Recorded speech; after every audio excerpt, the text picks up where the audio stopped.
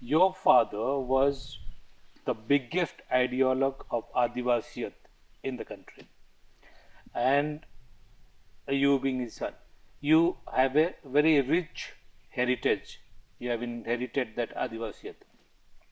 How do you plan to take that Adivasiyat forward? Okay, first I would like to correct you.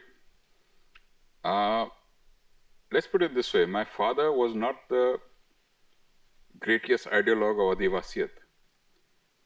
He was the one person who was able to express his Adivasiyat very clearly and succinctly to the public at large, because the Adivasis were not on the national platform at that time. They were not being given any what do you call it, recognition by the Congress party. He was able to put the Adivasiyat on the national table for the first time. We all have that Adivasi. It's just a question of being able to express it. Okay. Because my father was able to express it, and he was very proud of being an Adivasi and took no nonsense from anyone. I guess at a very early age, we inherited some of those qualities by just looking at him and wanting to mimic him, not being scared of anyone else. Why should I kowtow to someone else? What is my source of strength? Is my land, which he used to over and over repeat. He used to tell everyone, I'm very proud of my village, I'm very proud of my village, I'm very proud of coming there. I'm very proud of my inheritance. For the simple reason that we are the owners of the land. We don't pay rent to the government. We don't pay anything. So when you talk about acquisition of land, as far as I'm concerned, it's an act of war. There's no question of acquisition of Adivasi land. How can you acquire something which isn't yours? This has been one of the biggest injustices carried out on the Adivasi population per se. And we have been the one community who have sacrificed the most for the so-called industrialization of India. I can't think of any other community. Because we inhabit areas, our population density is low, so it's very easy. Knock them off village by village by village, what will they say? And that's what's been happening. And it continues even today, because none of our political leaders speak up. To come back to your question of did the Adivasis reject the RSS ideology, they rejected Hindutva and their ideology of one nation, one people.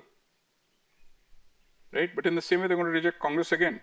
Because what does Congress stand for? It doesn't stand for Adivasiyat at all.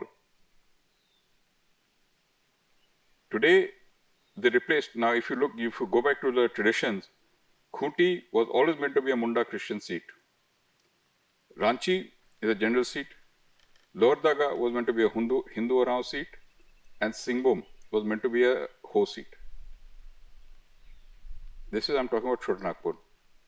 What has JMM done? They've elected a Santhalian from Singhbum.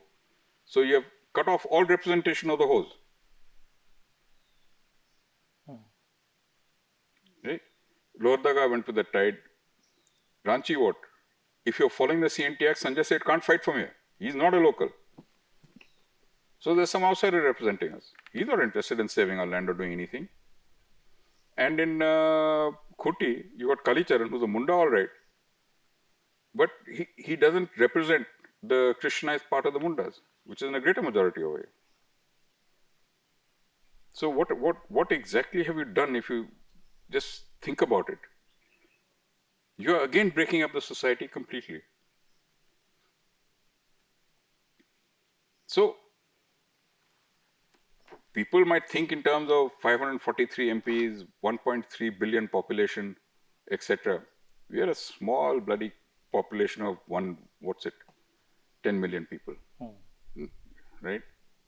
No great deal. We don't matter. And because of that, we now follow brute majoritarianism, with the result that laws that are meant to protect you are not being followed, are not being enforced. It's brute majoritarianism. Tomorrow 5 people come and start shouting, you get your right.